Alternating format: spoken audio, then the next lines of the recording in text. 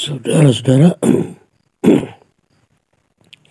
kita akan bahas satu tema lagi, yakni keberadaan dan kebenaran api penyucian.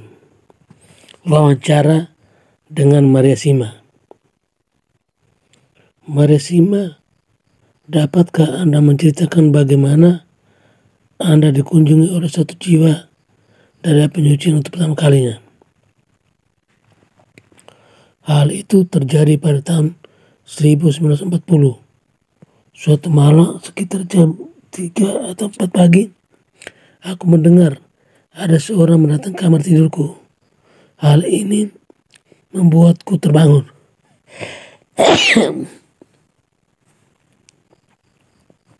Kulihat ada seorang berjalan dalam kamar tidurku itu bolak-balik seperti kebingungan. Tahukah Anda? Aku tidak takut. Bahkan ketika aku masih kecil, ibuku berkata bahwa aku ini anak istimewa karena aku tidak pernah merasa takut. Malam itu aku melihat ada orang yang aneh. Dia berjalan maju mundur pelan-pelan. Aku bertanya padanya, bagaimana kamu bisa masuk ke sini? Pergi. Namun dia terus berjalan dengan rasa tidak sabar, seolah-olah dia tidak dengar suara aku. Maka aku bertanya lagi, apa yang akan kau lakukan? Dia masih tidak menjawab. Aku turun dari tempat tidurku dan berusaha memegangnya. Namun aku hanya memegang udara kosong saja. Aku berani tidur lagi. Namun lagi-lagi aku dengar langkah orang itu bergerak ke sana kemari. Aku heran. Bagaimana aku bisa melihat pria itu, namun aku tidak bisa memegangnya. Aku bangun lagi untuk memegangnya dan menghentikannya. Namun, aku hanya memegang ruangan kosong. Dengan diliput rasa heran, aku kembali ke tempat tidur.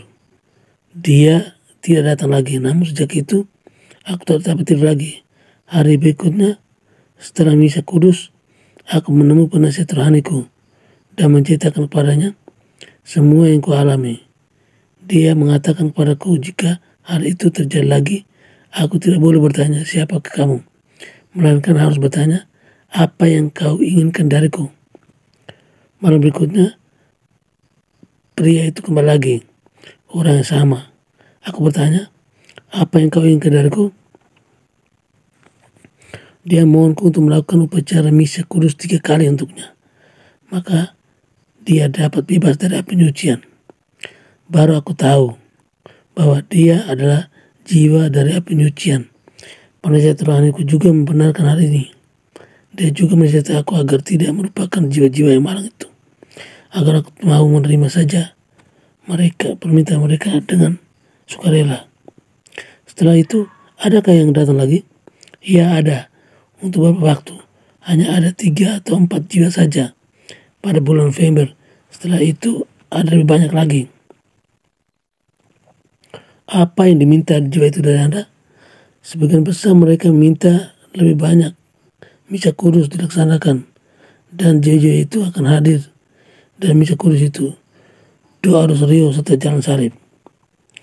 Dari sini pertanyaan yang muncul, apa penyucian itu? Apa penyucian itu? Aku mengatakan bahwa itu adalah suatu misteri Allah yang mengagumkan. Biarlah ku beri Anda sebuah gambaran yang merupakan pengalaman pribadi dariku.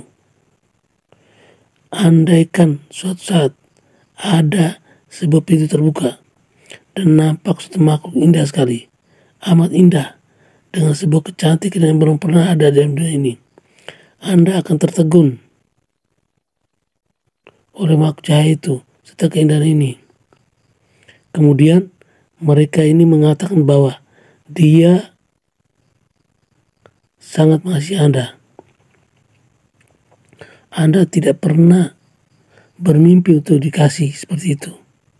Hingga begitu besarnya Anda merasakan bahwa dia ingin menarik Anda kepadanya untuk bersatu dengan Anda, dan api kasih yang berkobar dalam hati Anda mendorong untuk meledakkan diri Anda ke dalam pelukan tangan melakukan itu.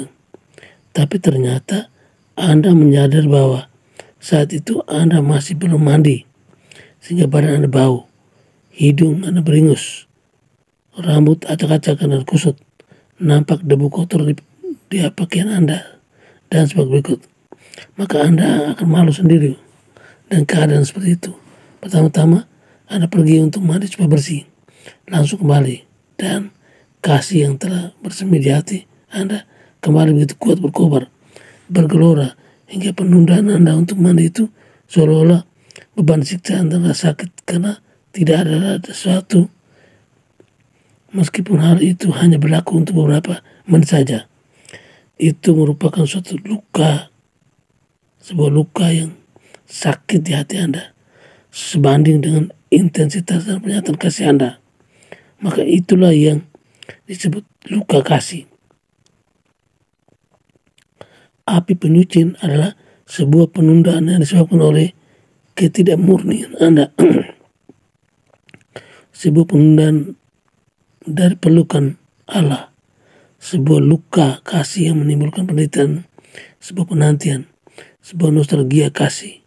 Sesungguhnya rasa terbakar dan kerinduan inilah yang mencuci kita jika masih kotor dalam dosa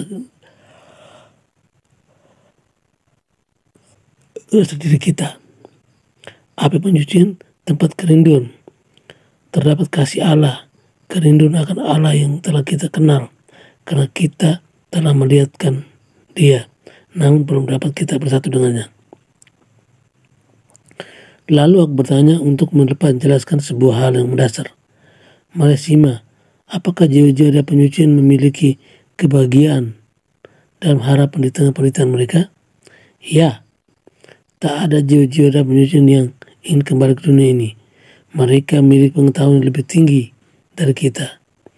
Mereka hanya tidak bisa mutu untuk kembali ke dalam kegelapan dunia.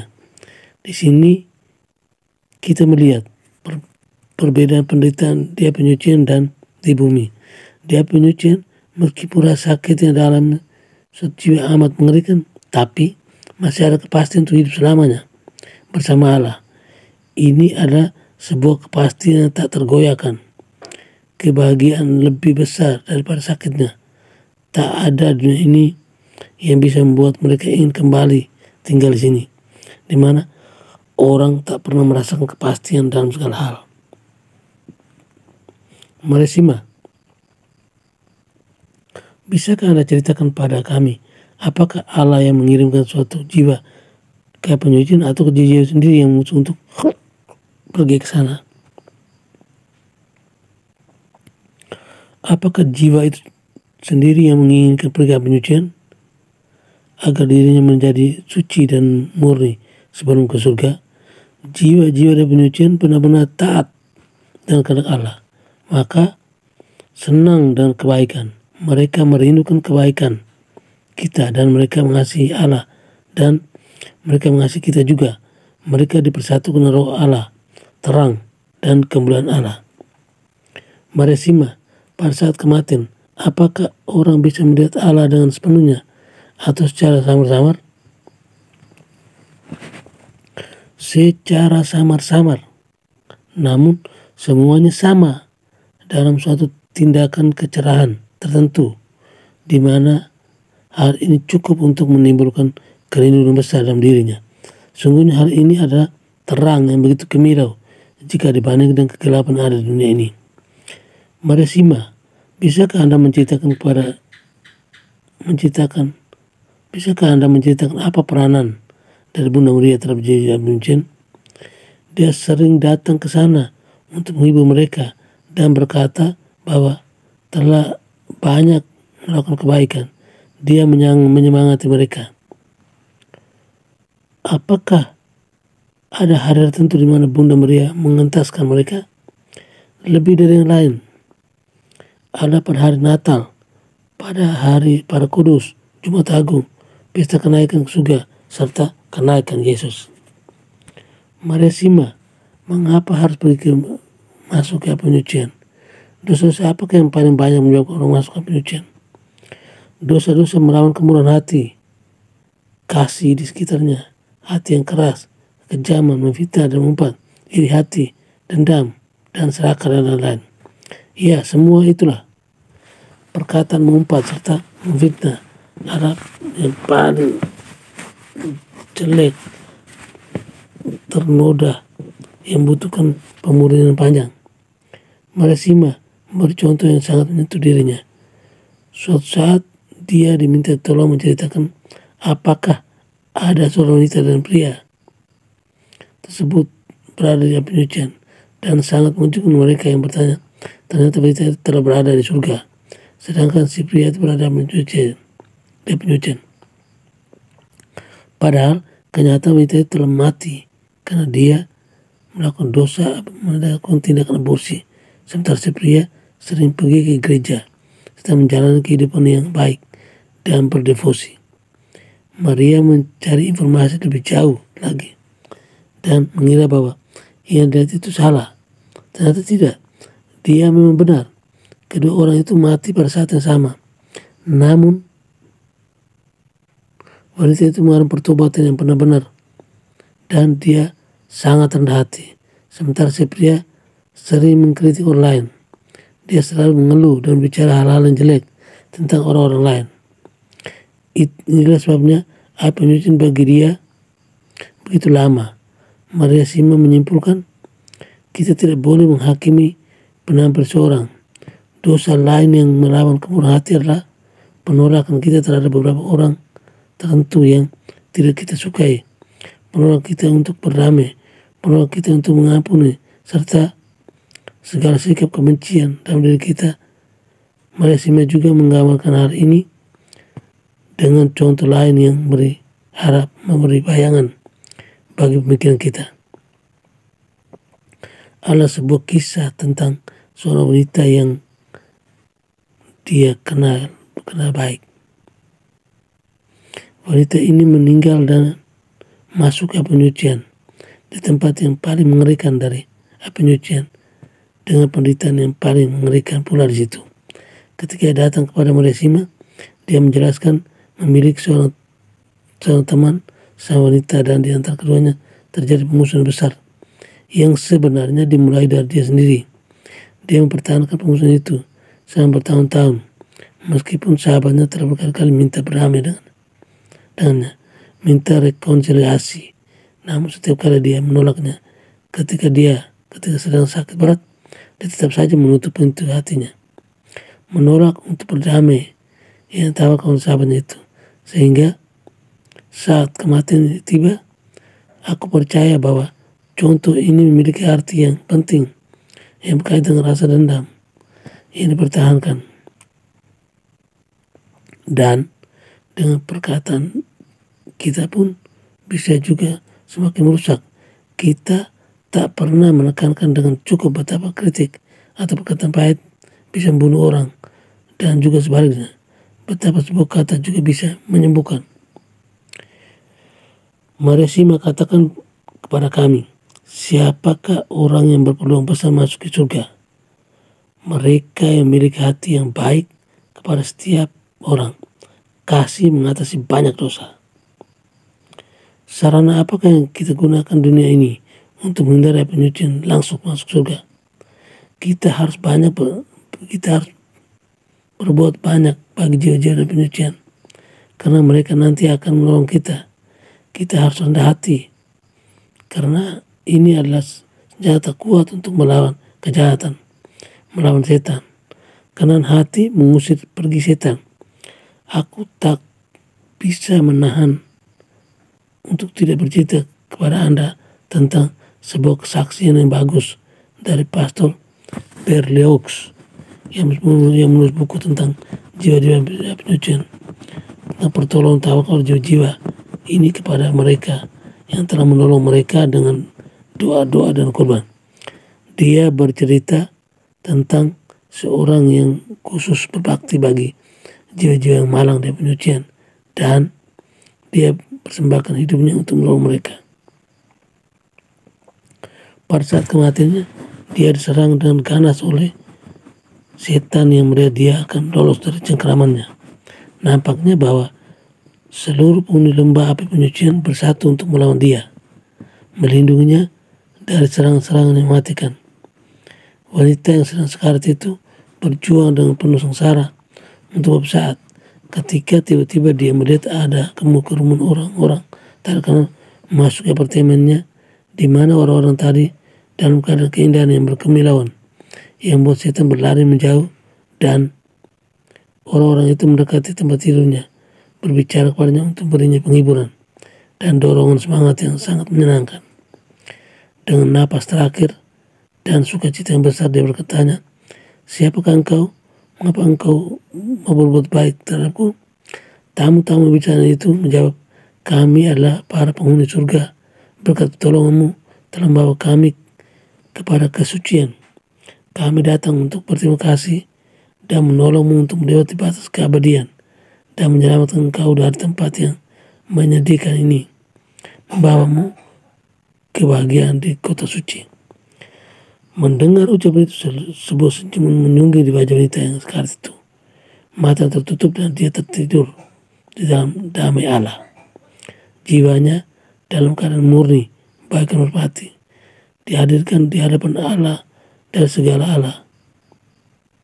Menjumpai banyak para pembela dan pendukungnya, sebanyak jiwa-jiwa yang telah menolongnya sebelumnya, dan dia layak menerima kemuliaan. Dia masuk ke kemenangan diiringi sambutan serta berkat dari mereka yang telah dia selamatkan dari api penyucian. Semoga kita suatu hari nanti memiliki kebahagiaan yang sama. Jiwa-jiwa yang telah diselamatkan oleh doa-doa kita sangatlah berterima kasih. Mereka akan menolong di kehidupan kita yang akan datang. Hal ini sangat terasa sekali. Maka dengan sungguh-sungguh kuanjurkan agar Anda dapat merasakan sendiri hari ini. Mereka benar-benar membantu kita. Mereka tahu kebutuhan kita dan memberikan banyak rahmat dan berkat bagi kita. Mari simak aku merenungkan kisah tentang pencuri yang baik yang di samping Yesus ketika disalib. Aku ingin tahu apa yang dia lakukan bagi Yesus, sehingga Yesus menjanjikannya pada hari itu dan selanjutnya dia akan bersama dengan Yesus berada dalam kerajaan Allah. Dia rendah hati menerima penderitaannya dan mengakui kesalahannya dan mengatakan hal itu tidak adil. Dia menganjurkan pencuri yang lain untuk menerima Yesus sebagai juru selamat. Dia merasa segan dan takut akan Allah. Berarti bahwa dia melaksanakan tindakan karena hati yang tulus dari hatinya. Contoh lain yang cukup baik dari Meresima menunjukkan betapa sebuah perbuatan baik dan mengampuni dosa yang dilakukan seumur hidup. Marilah kita dengar cerita dari Meresima. Meresima kenal seorang pemuda berusia 20 tahun dari desa sebelah. Desa orang muda ini dilanda runtuhan salju yang amat hebat dan membunuh jumlah besar orang. Suatu malam, pria muda ini berada di rumah orang tuanya ketika dia mendengar runtuhan salju sampai rumahnya. Dia mendengar jeritan-jeritan keras, jeritan menyayat, "Tolonglah kami ini, kami terjebak di timbunan salju." Dengan segera dia melompat dari tempat tidurnya dan berlari menuju anak tangga untuk menolong orang-orang itu. Tetapi ibunya juga mendengar jeritan minta tolong itu, mencegah dia, dan ibunya menghalangi dia di depan pintu sambil berkata, "Tidak, biarlah orang saja yang pergi menolong mereka, jangan kita, terlalu berbahaya di luar sana.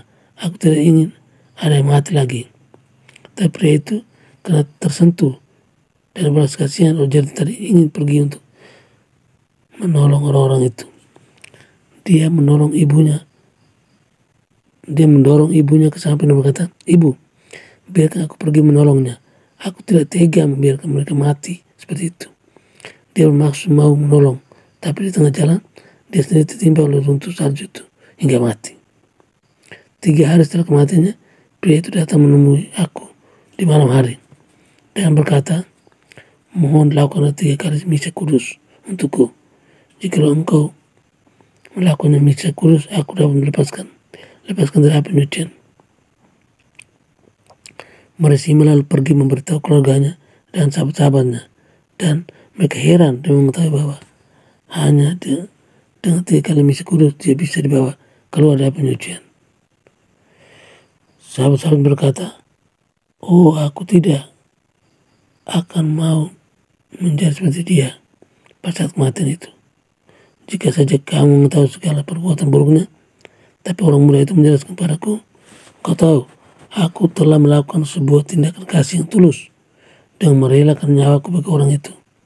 Terima kasih karena Allah telah menyambutku begitu cepat ke dalam surga. Iya, ketulusan hati mengatasi segala banyak dosa."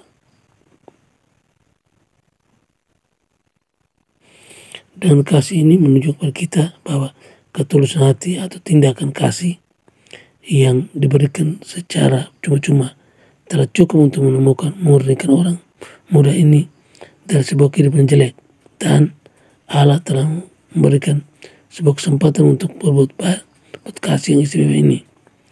Maria Sima mendambakan bahwa pria muda ini mungkin tidak akan memiliki kesempatan lain untuk sebagai tindakan kasih sebesar ini, dan mungkin dia akan menjadi jelek.